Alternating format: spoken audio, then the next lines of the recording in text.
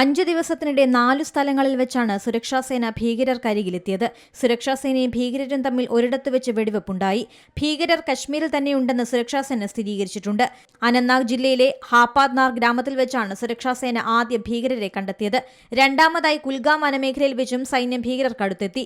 അവിടെ വെച്ച് സൈന്യത്തിന് നേരെ വെടിയുതിർത്ത് ഭീകരർ രക്ഷപ്പെട്ടു. മൂന്നാമതായി ത്രാൽ മലനിരകളിൽ വെച്ചും സേന ഭീകരർക്ക് സമീപമെത്തി. കൊക്കേമാഗ് മേഖലയിൽ വെച്ചാണ് സുരക്ഷാസേന ഭീകരർക്കടുത്തെത്തിയത്.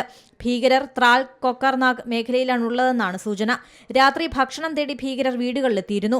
ഭീകരരെ കണ്ടെത്താനായി തിരച്ചിൽ തുടരുകയാണ്. ബൈസരനിലേക്ക് 4 ഭീകരരും എത്തിയത് 22 മണിക്കൂർ വനമേഖലയിലൂടെ നടന്നാണെന്ന് കണ്ടെത്തിയിട്ടുണ്ട്. അനന്ത്നാഗ് കൊക്കർനാഗിൽ നിന്ന് വനമേഖലയും ദുർഘടപാതകളും താണ്ടിയാണ് ഭീകരർ മേഖലയിലെത്തിയത്. ഭീകരർക്ക് പ്രാദേശികമായി സഹായം നൽകിയ 15 കശ്മീർ സ്വദേശികളെ തിരിച്ചറിഞ്ഞിട്ടുണ്ട്. National desk Zee Malayalam news. ഏറ്റവും പുതിയ വാർത്തകളും വിശേഷങ്ങളും വിരൽ തുമ്പിലറിയാൻ സീ മലയാളം ന്യൂസ് എല്ലാ ഡിജിറ്റൽ പ്ലാറ്റ്ഫോമുകളിലും ലഭ്യം.